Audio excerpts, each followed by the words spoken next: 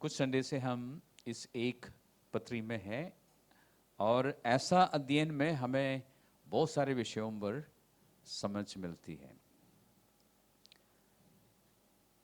पहला 3 अध्यायों में प्रभु ने हमें बताया कि यीशु मसीह में विश्वास करने से हमारी जो स्थिति है या स्टेटस है वो बदल गई है।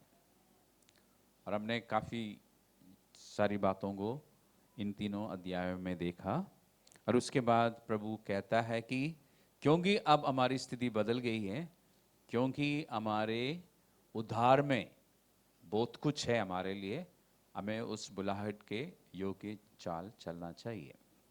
और पिछले संडे मैंने आपको बताया कि परमेश्वर ने हमें इस संसार से अलग किया है। पवित्रता का मतलब ये है, हम पवित्रता को कुछ और समझते होंगे पहले, लेकिन पवित्रता का मतलब है अलग किया है परमेश्वर ने। इसलिए परमेश्वर चाहता है कि हम परमेश्वर की संतान की तरह इस संसार में जिए, ना कि इस दुनिया के लोगों के समान जो इस दुनिया की चीज़ों से प्रीति रखते हैं। उनके समान नहीं, हम परमेश्वर की संतान के समान जीवन बिताए जिससे कि परमेश्वर की महिमा हो और परमेश्वर का जो मकसद है हमारे जीवन को लेके वो पूरा हो जाए। और हमारे जीवन में चैलेंज या संघर्ष इसी वजह से है। अगर हम दुनिया की तरह जीवन बिताएंगे तो कोई संघर्ष नहीं होगा, आराम से जिंदगी चलती रहेगी। हम चलते हैं इफिसियों की पत्री का पहला अध्याय में चलते हैं आज। वहाँ पे कुछ 1-2 बातों को देखने के बाद हम फिर चौथा अध्याय में जाएंगे। चैप्टर 1 वर्स 4, 1-4 में, जैसा उसने हमें जगत की उत्पत्ति से पहले उसमें चुन लिया कि हम उसके निकट प्रेम में पवित्र और निर्दोष हो। पवित्रता के विषय में हमने पिछले संडे बात करी। आज हम देखते हैं निर्दोष होने का मतलब क्या है। जब आपने और मैंने यीशु मसीह पर विश्वास किया, और ये बात आप अच्छी तरह से जानते हैं, परमेश्वर ने आपके सारे पापों को क्या किया? क्षमा किया, माफ किया। आपके सारे पाप, उस समय तक आपकी जिंदगी में जितने भी पाप थे, एक पल में आपके जीवन से हटा दिया, इरेज कर दिया परमेश्वर ने, डिलीट बटन मार दिया परमेश्वर ने। आपके खाते में जितने भी पाप थे सब कुछ परमेश्वर ने आपके जीवन से हटा दिया। और परमेश्वर ने, जो कि इस पूरे ब्रह्मांड का न्यायी है, ये घोषित किया कि आप निर्दोष हैं। इसकी कल्पना आप कर सकते हैं? इसकी कल्पना कर सकते हैं आप कि परमेश्वर आपको निर्दोष घोषित करें?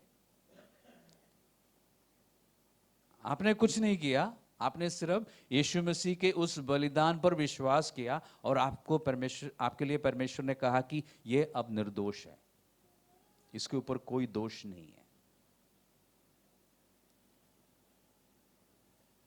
ये आपकी स्टेटस में है, आपको परमेश्वर ने निर्दोष ठहराया है।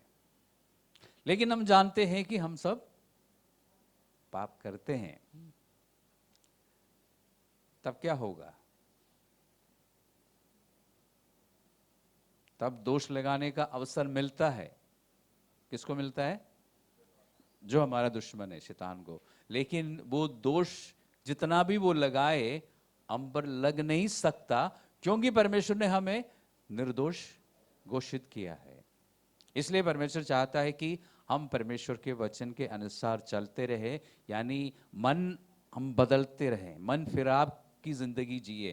कहने का मतलब, परमेश्वर के वचन से जब कुछ हमें समझ आता है तो हम अपने विचारों को बदलें ताकि हमारा व्यवहार भी बदल जाए।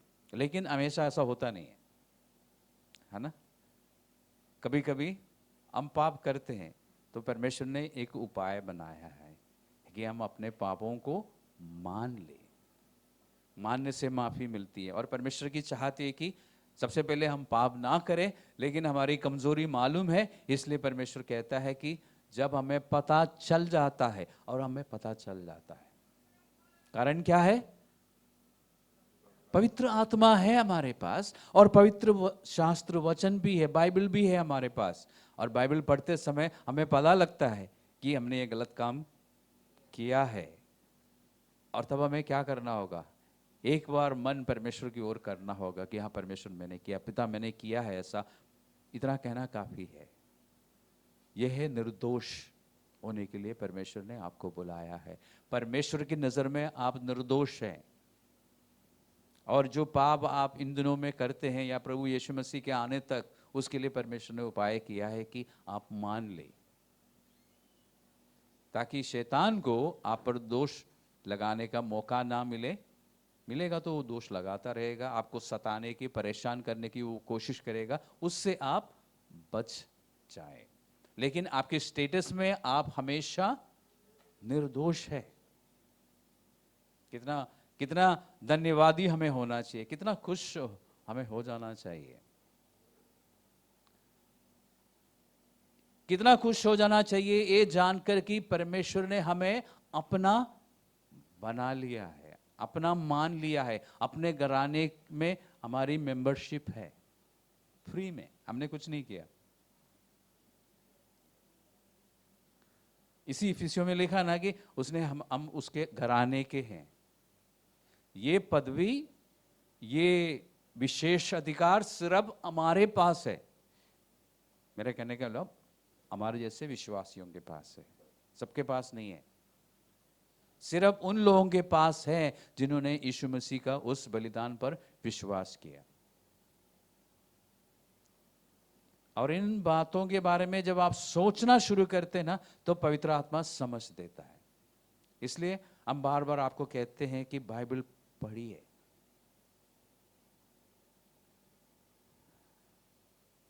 तो आपके जीवन में बहुत कुछ बदल जाएगा। आप अपने आप को परमेश्वर की नजरिए से देखना शुरू करेंगे, आपकी दृष्टिकोण जो है बदल जाएगा। आप अपने विषय में ये नहीं सोचेंगे कि मैं तो एक साधारण, थोड़ा सा पढ़ा लिखा, एक छोटा परिवार से आया हूं। अपने बारे में ऐसा नहीं सोचेंगे। आप अपने बारे में क्या सोचेंगे?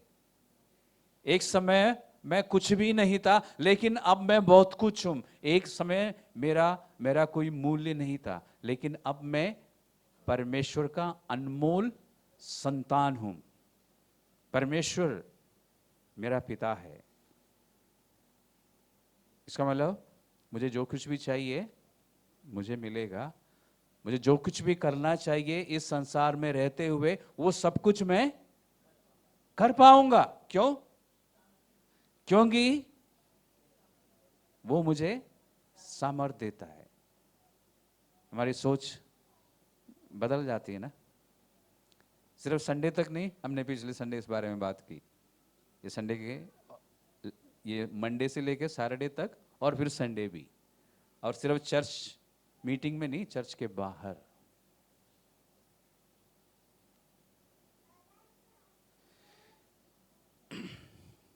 तीसरा अध्याय में पहला अध्याय में तीसरा पद में, हमारे प्रभु यीशु मसीह के परमेश्वर और पिता का धन्यवाद हो कि उसने हमें मसीह में स्वर्गीय स्थानों में सब प्रकार की आत्मिक आशीष दी है। मसीह में होने के कारण, जरा सोचना शुरू कीजिए, क्योंकि आप मसीह में हैं या मसीहा के साथ आप जुड़े हुए हैं, इसलिए आपके पास स्वर्ग की सारी आशीषें हैं। इसकी कल्पना आप कर सकते हैं? मुश्किल है। स्वर्ग में परमेश्वर के पास जो कुछ है वो आपके नाम पे कर दिया है परमेश्वर ने। लेकिन फिर भी हम यहां बैठ के कई बार परेशान हो जाते हैं ना। हम दूसरों को देखते हैं जो कामयाब है और सोचते हैं कि हमारे पास क्यों नहीं है, जबकि परमेश्वर ने आपके नाम पे कर दिया है सब कुछ।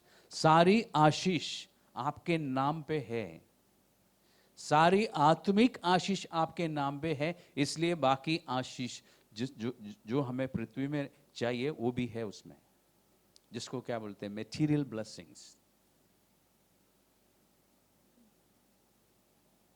इसका मतलब ये नहीं कि आपके पास अभी टॉप वेल्दी लोग कौन है, अंबानी की तरह आपके पास सब कुछ होगा, नहीं।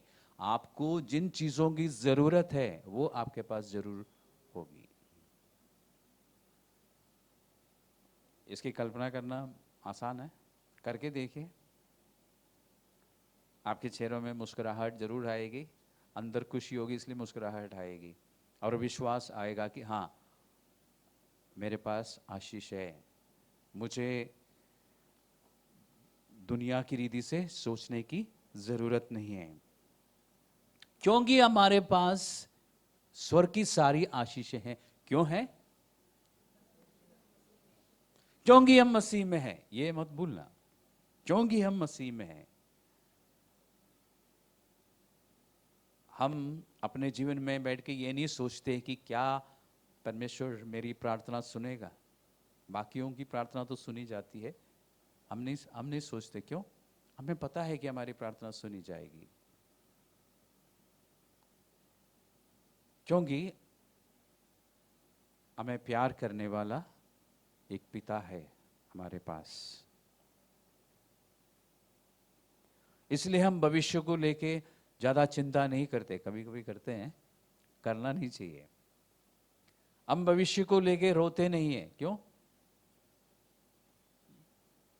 क्योंकि हमारे पास स्वर्ग में या स्वर्ग की सारी आशीषें हैं, और हमें मालूम है कि हमारी प्रार्थनाएं सुनी जाती है। जब हमारा वचन के अनुसार विचार बदलना शुरू हो जाते हैं तो हमें आशीषें भी दिखनी शुरू हो जाती है।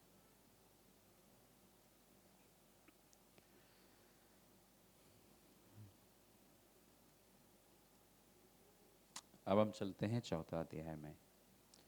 इफिसियों की पत्री में, या इफिसियों की पत्री के विषय में मैं आपको याद दिलाना चाहूँगा कि जितनी भी पत्रियां हैं बाइबल में, उनमें से सबसे महत्वपूर्ण या सबसे श्रेष्ठ पत्री है ये, क्योंकि जो जानकारी इसमें है वो किसी और पत्री में नहीं है।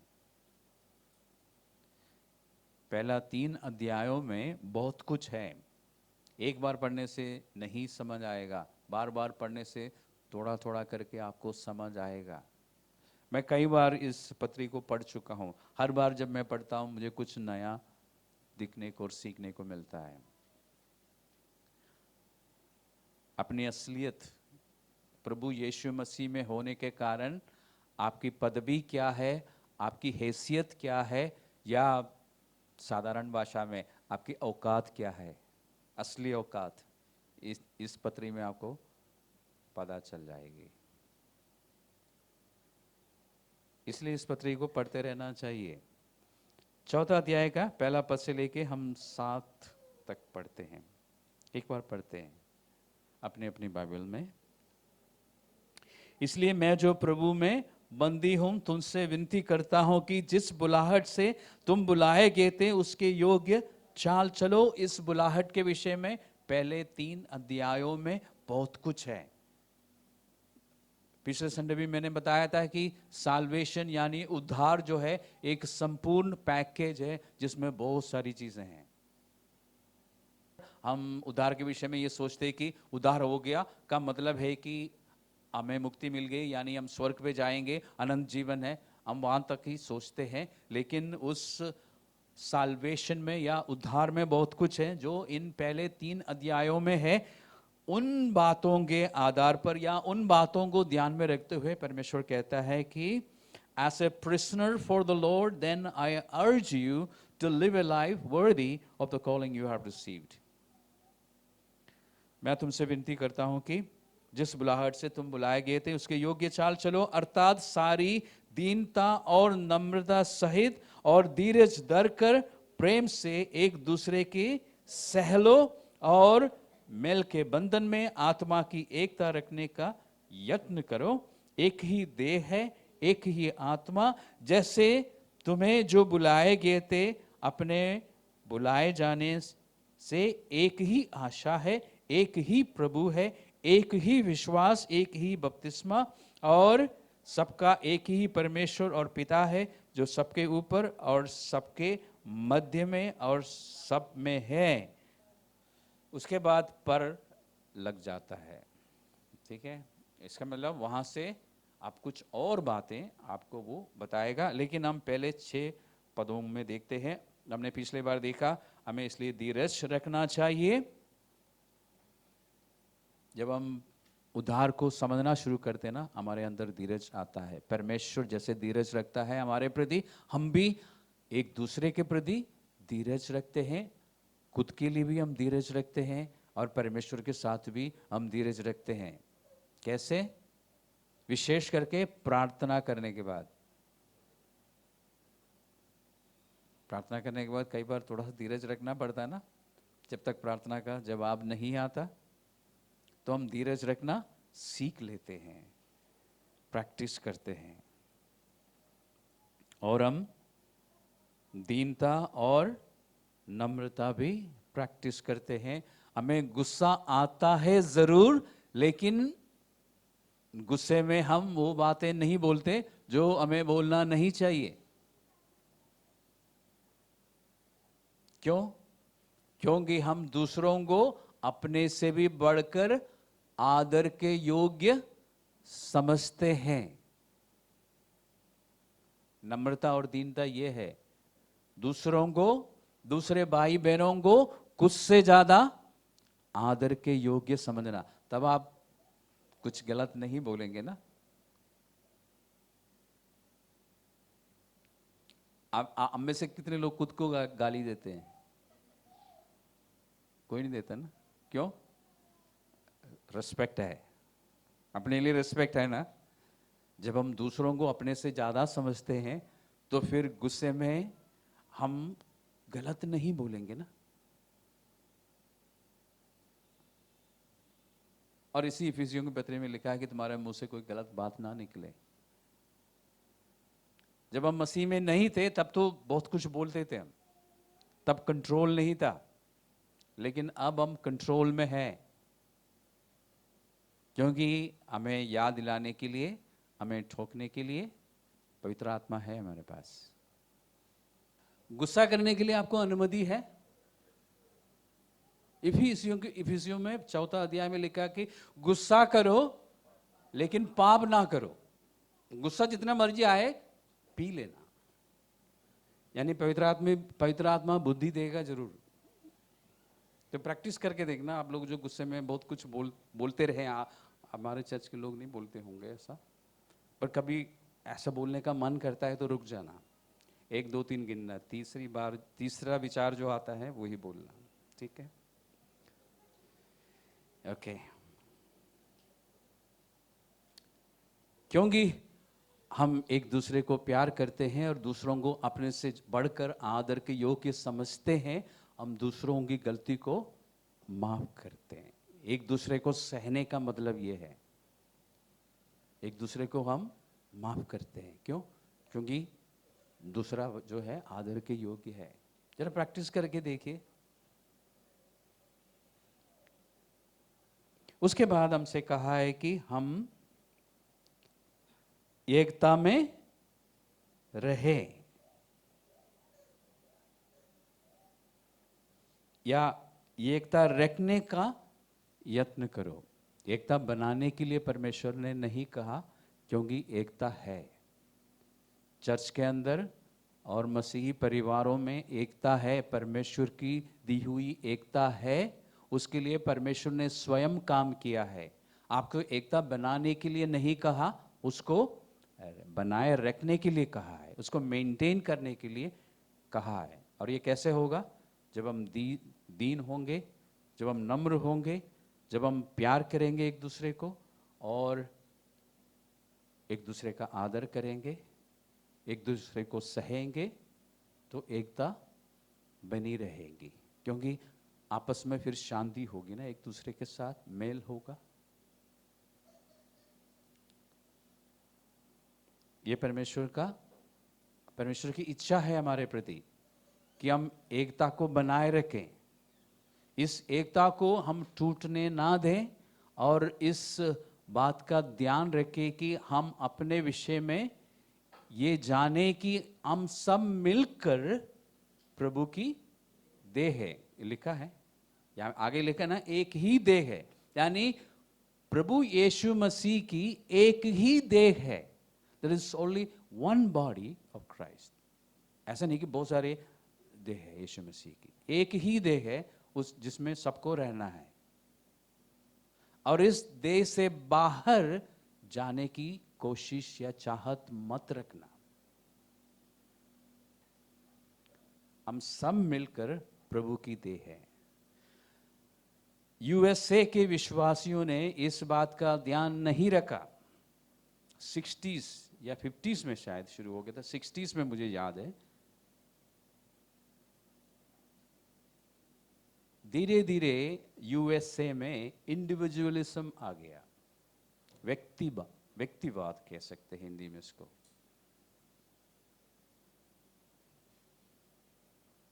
और वो धीरे धीरे फिर चर्च के अंदर भी घुस गया। फिर सब अपने अपने बारे में सोचने लगे। माई राइट्स, मुझे क्या चाहिए, मुझे क्या मिलना चाहिए, मेरा हक मुझे मिले, बाकियों की बाढ़ में जाए, साधारण हिंदी में। पहले चर्च के बाहर, फिर चर्च के अंदर आ गया। और आज यूएसए के विश्वासी जन परेशान है इस बात से।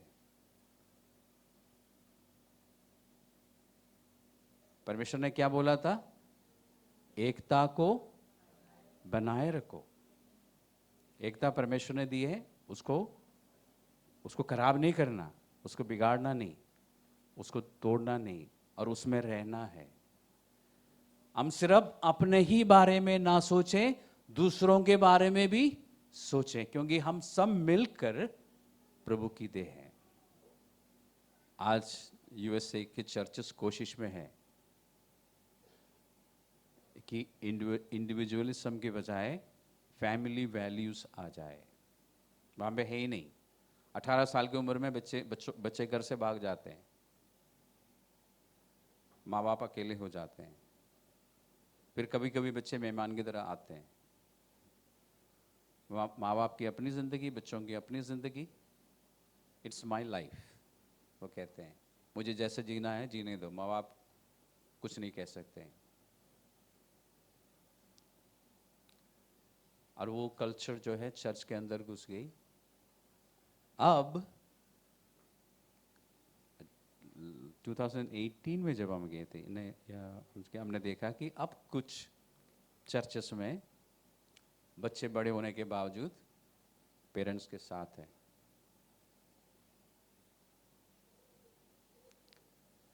पर कई दशक ऐसा नहीं था। तो परमेश्वर हमसे क्या कहता है? हमारे अंदर धीरज हो, हमारे अंदर नम्रता हो, कोमलता हो, और एकता में रहते हुए हमसे कहा है कि हम शांति के साथ एक दूसरे के साथ रहे, या मेल के साथ एक दूसरे के साथ रहे। और ये सारी की सारी बातें जो है, ये एक जगह पे इसकी एक पूर्ण लिस्ट है। किसी को कुछ याद आ रहा है?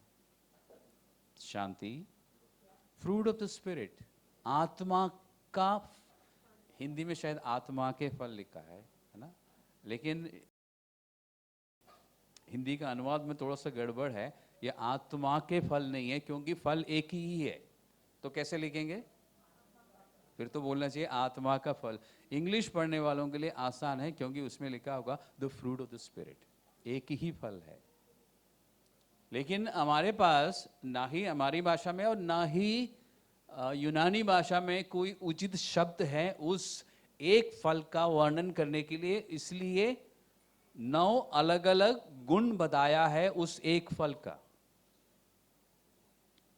जिसमें प्यार है, आनंद है, शांति है, कोमलता है, भलाई है, विश्वास योग्यता है, संयम है, धीरज है। ये सब उसमें है ना। Love, joy, peace, long suffering, ये सब कुछ है इसमें। फर्क क्या है? एक जगह पे आपको बताया कि ये सब आत्मा के फल है, यहाँ पर आपको बताया कि इन सब चीज, ये सारी बातें या ये सारे गुण तुम्हारे जीवन में होना चाहिए, क्योंकि पवित्र आत्मा जो आपके अंदर है, उस पवित्र आत्मा में ये सारे गुण हैं। तो ये बाहर कैसे आएगा? कुछ समय पहले हमने अध्ययन किया था आत्मिक वरदानों के विषय में। थोड़ा सा पीछे को जाइए, याद है? आत्मिक वरदानों के विषय में हमने सीखा था कि हमें प्रार्थना करनी चाहिए, यही सीखा था। और हम प्रार्थना करते भी हैं ना। हमारे वीकडेज में जो प्रार्थना होती है उसमें अक्सर कोई ना कोई प्रार्थना करता है कि हमारे चर्च में आत्मिक वरदान, सबके द्वारा आत्मिक वरदान। आप लोग यदि नहीं भी कर रहे हैं तो आपकी ओर से कोई और कर रहा है कि आप सबके द्वारा, हम सबके द्वारा पवित्र आत्मा के सारे वरदान फिर से काम करें, सबको इस्तेमाल करें पवित्र आत्मा। ये प्रार्थना सही है? ये वचन के अनुसार सही है? अब कोई नहीं बोल रहा है, सोच के बोलिए, ज्यादा सोचने की जरूरत नहीं है।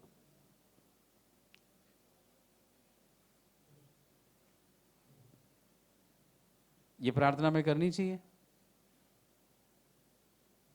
कुछ तो बोलिए, हाँ या ना, या पता नहीं। करनी चाहिए, क्योंकि लिखा है आत्मिक वरदानों के धुन में रहो। उसके लिए तीव्र इच्छा रखो, चाहत रखो, और फिर जो अन्य भाषा में बोलता है वो ये क्या करे? प्रार्थना करे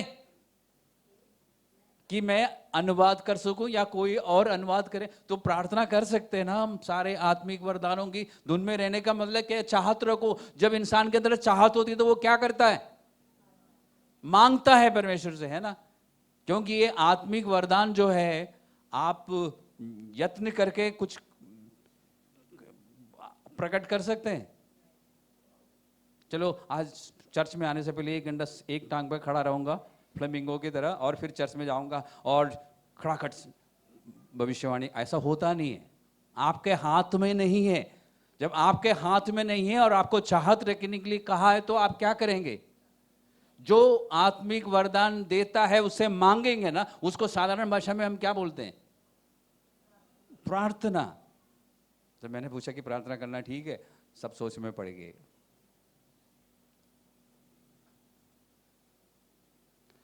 तो आत्मिक वरदानों के लिए हम प्रार्थना करते हैं, बिल्कुल सही है, प्रार्थना करते रहिए, चाहत रखिए और तैयार रहिए।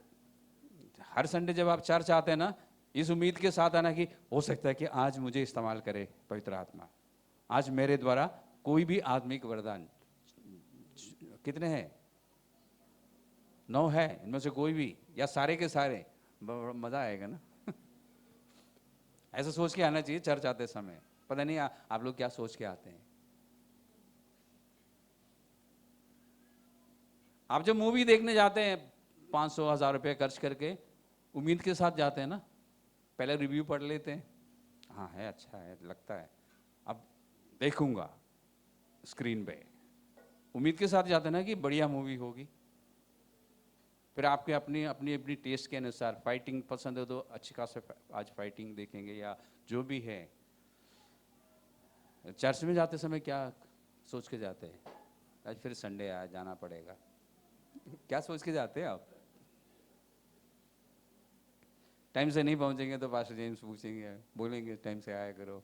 क्या सोच के जाते हैं या आते हैं? हमें उम्मीद रखते हुए जाना चाहिए। आज हम सब मिलकर आराधना करेंगे, उस बीच में भी हो सकता है कि परमेश्वर दूसरों को इस्तेमाल करे और मुझे भी।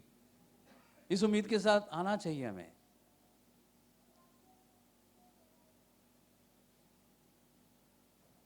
जब चाहत होती तो हम सपना भी देखना शुरू करते ना। जब चाहत नहीं है तो फिर ठीक है, परमेश्वर की मर्जी है। तो आत्मिक वरदानों के लिए हमसे कहा गया है कि हम चाहत रखें। कहने का मतलब हम मांगे परमेश्वर से और हमारी प्रार्थना सुनी जाएगी। लेकिन यहां पर आत्मा के फल जो है, किसके लिए प्रार्थना करने के लिए नहीं कहा। यहां में नहीं कहा कि इसलिए तुम प्रार्थना करो कि तुम्हारे अंदर धीरज हो, इसलिए तुम प्रार्थना करो कि तुम्हारे अंदर संयम हो, इसलिए तुम प्रार्थना करो कि तुम एक दूसरे को प्यार कर सको। प्रार्थना करने के लिए नहीं कहा है। क्यों? आत्मिक वरदान और आत्मा का फल में क्या फर्क है?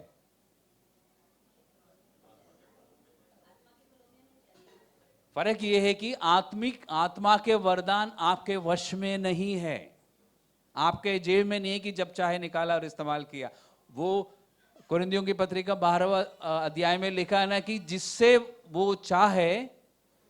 जो चाहे वो बांट लेता है। पवित्र आत्मा इस बात का निर्णय लेता है कि मैं आज आकाश है ना, आकाश को इस्तेमाल करूं या मेहता साहब को इस्तेमाल करूं, किसके द्वारा करूं? वो पवित्र आत्मा के वश में। मीनाक्षी को करूं, सोमिया को करूं, यहां पे किसी हम में से किसी के वश में नहीं है। लेकिन आत्मा का फल जो है आपके हाथ में है। मेरे हाथ में तो बाइबल है। जब आप बाइबल के अनुसार चलना शुरू करेंगे ना तो फल दिखाई देगा। फल लग जाते हैं पेड़ों में, है ना? यही देखा ना हमने, फल लगते हैं और फल लगने में थोड़ा सा समय लगता है। उसके लिए मेहनत कहां की जाती है? जड़ में। तो अगर हमारी प्रार्थना क्या होनी चाहिए कि हम प्रेम में जड़ पकड़ें, प्रभु यीशु मसीह के प्रेम में जड़ पकड़ें। अगर हमारी जड़ प्रभु के प्यार में गहराई तक जा रही है, उसके लिए अगर हम कोशिश करते हैं तो फल लगेगा। आत्मा के फल के लिए हमसे नहीं कहा कि हम प्रार्थना करें, हमसे नहीं कहा कि हम चाहत रखें, क्योंकि चाहत रखने से नहीं मिलेगा, क्योंकि वो देने वाला परमेश्वर नहीं है, हमारे पास है। हमें काम करना है, हमें वचन के अनुसार बदलना है। वचन की बातें जब समझ आती है, कन्विक्शन आता है। हमने वहीं से शुरू किया था ना ये ट्रांसफॉर्मेशन। जब वचन पढ़ा, समझ आया, तो मैंने अपने विचार बदल दिया। जब विचार बदला तो मेरे व्यवहार में फर्क आया।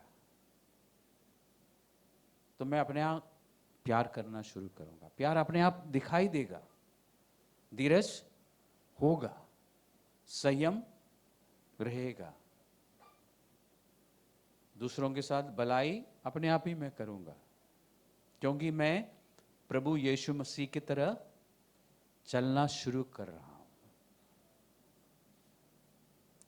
ये सारी बातें आपको जो पवित्र आत्मा कह रहा है या यीशु मसीह कह रहा है कि चलो, इसमें आपको कुछ करने के लिए है। आप वचन के अनुसार चलना शुरू करो, ये सारी बातें पूरी होती रहेगी। रूपांतरण जो है, बदलाव या ट्रांसफॉर्मेशन इस तरह से होगा। और इसलिए अब देखिए, परमेश्वर का प्यार देखिए, आपको और मुझे समझाने के लिए या हमारी सहायता करने के लिए, ये काम हमारे लिए आसान करने के लिए परमेश्वर कहता है कि एक ही देह है, बहुत सारे देह नहीं है। एक ही पिता है, एक ही परमेश्वर है, एक ही प्रभु है, एक ही आत्मा है और एक ही बपतिस्मा है। ये सब कुछ है इसमें, मैंने कुछ मिस तो नहीं किया? तो ये सब कुछ एक है, एक परमेश्वर है जो हम सबका है, एक ही हमारा पिता है, अलग अलग पिता नहीं है। एक ही प्रभु है, प्रभु यीशु मसीह, और एक ही विश्वास है। कौन सा विश्वास? जो यीशु मसीह में है। एक ही बपतिस्मा है, अलग अलग बपतिस्मा नहीं है कि आपको जो बपतिस्मा मिला है और आपने जो बपतिस्मा लिया है या लेने जा रहे हैं, वो एक ही है। वही मैंने लिया है, वही बाकी सब लोगों ने लिया है, एक ही बपतिस्मा। क्यों बताया जा रहा है? ताकि हमें अच्छी तरह से समझ आए कि हमें एक साथ रहना है, एकता में हमें रहना है। एकता में रहने के लिए हमें क्या करना होगा? एक दूसरे के साथ प्यार में चलना होगा, नम्रता के साथ चलना होगा, दूसरों को अपने से बढ़कर समझना होगा। फिर कंपटीशन हो जाएगा ना। मैं कहूंगा आप मुझसे बढ़कर आदर की हो, आप बोलेंगे नहीं आप मुझसे बढ़कर हो, फिर कोई लड़ाई नहीं है ना। बपतिस्मा का मतलब क्या है? बहुत सारे लोगों ने बपतिस्मा लिया ना, बपतिस्मा का मतलब क्या है?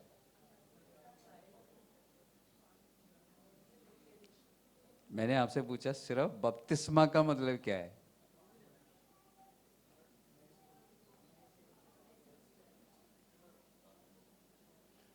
नहीं, नए सिरे से जन्म लेना नहीं, वो जन्म लेने के बाद आप बपतिस्मा लेते हैं। बपतिस्मा का मतलब क्या है?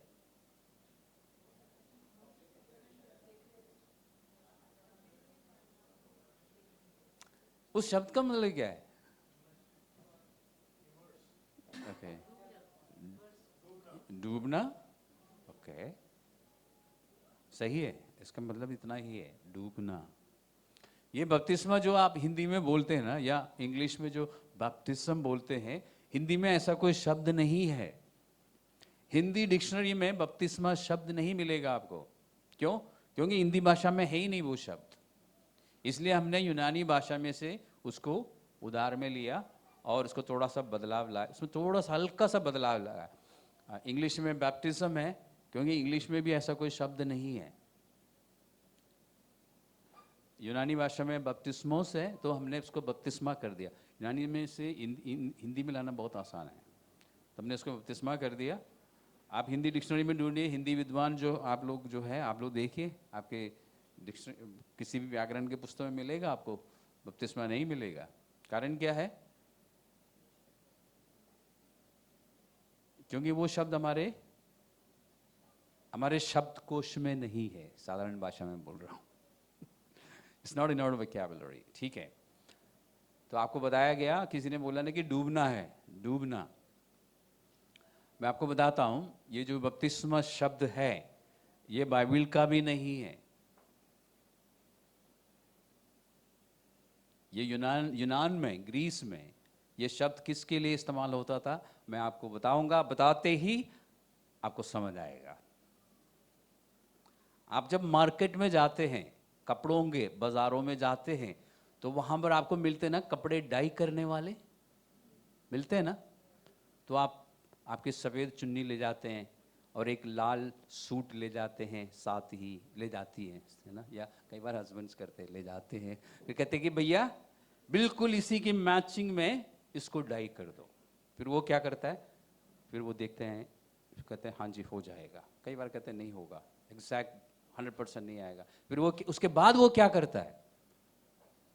उबलता हुआ पानी में कुछ पाउडर डालता है, ठीक है। फिर वो उबलता है, उसके बाद आपकी जो चुन्नी है उसको डाल देता है। फिर उसको एक डंडे से घुमाता है कुछ थोड़ी देर, है ना। उसके बाद निकालता है। फिर क्या करता है? फिर सूखने के लिए डालता है ना। और आप भी खुश हो जाते हैं। क्यों? जो कलर आपको चाहिए था वो आपको मिल गया। तो हुआ क्या है? आपके सफेद चुन्नी ने बपतिस्मा लिया यूनानी भाषा में। यूनान में जब कपड़े को इस तरह डाई करते थे, उनकी भाषा में वो बोलते थे बपतिस्मोस। यानी आपके सफेद चुन्नी ने क्या किया? अपनी सफेद पहचान को छोड़ दिया और एक नई पहचान लेके उस उबलता हुआ पानी में से बाहर निकला। उसके बाद जब डाई करने वाले ने उसको निचोड़ा तो क्या निकला? कौन सा रंग का पानी निकला?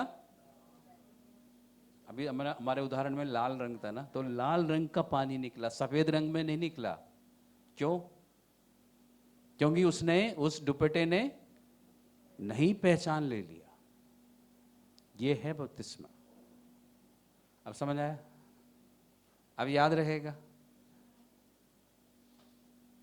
आज के बाद अगर कोई पूछ रहे बपतिस्मा का मतलब क्या, ये मत बोलना कि यीशु मसीह के साथ गाड़े जाना। नहीं नहीं, बपतिस्मा का मतलब है कि डूबना और नई पहचान लेना। पवित्र आत्मा का जब बपतिस्मा आपको मिला, यही आपके साथ हुआ है। पवित्र आत्मा में आप डूब गए और आप खट खट खट खट अन्य भाषा में बोलने लगे। पुरानी बोलती बंद, जैसे पंजाबी में बोलते नवी नवी बोलियां बोलेंगे, है ना। मरकुस का 16वां अध्याय में लिखा है ना कि जो जो विश्वास करेगा वो, हिंदी में लिखा है, नई नई भाषाएं बोलेंगे। तो यह है बपतिस्मा।